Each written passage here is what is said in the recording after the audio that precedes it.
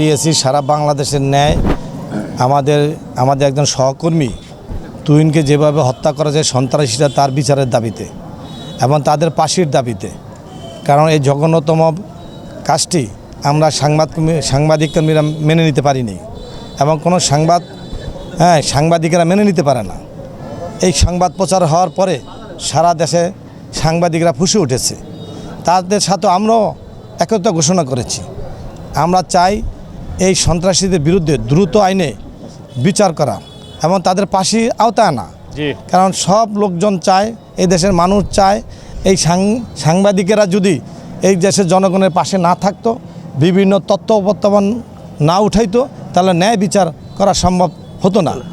আজকে যারা সাংবাদিক আছে, সাংবাদিকেরা আপনাদের তথ্যগুলি প্রকাশ করার কারণে বিভিন্ন জায়গায় বিচারের আওতায় আনা হচ্ছে। আজকে এই সাংবাদিকদের যদি এভাবে নির্মমভাবে হত্যা করা হয় এবং কুপিয়ে হত্যা করা হয়, এটা সে আর নির্মম কিছু হতে পারে না।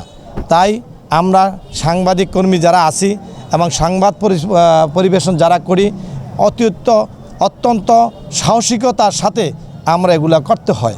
জীবনের ঝুঁকি নিয়ে আজকে আমাদের নিরাপত্তা কোথায়? আজকে আমরা দেখেছি বিগত সরকারের আমলে, আওয়ামী লীগ শেখ হাসিনার আমলে কিভাবে সাংবাদিকদের হত্যা করা হয়েছে, গুম করা হয়েছে। এই থেকে জাতি কি রক্ষা পাবে না? সাংবাদিক কি রক্ষা পাবে না? আমরা চাচ্ছি এই দুটি ঘটনাকে কেন্দ্র করে যা ঘটেছে দ্রুত সময় এদের বিচারে আওতা আনা হোক। এদের বিচার যদি হয় দ্রুত সময় এবং নিশ্চিত হয়, ফাঁসি হয়, তাহলে মনে করেন আগামীতে সাংবাদিকদের নিরাপত্তার জন্য এই কাজটি করতে হবে।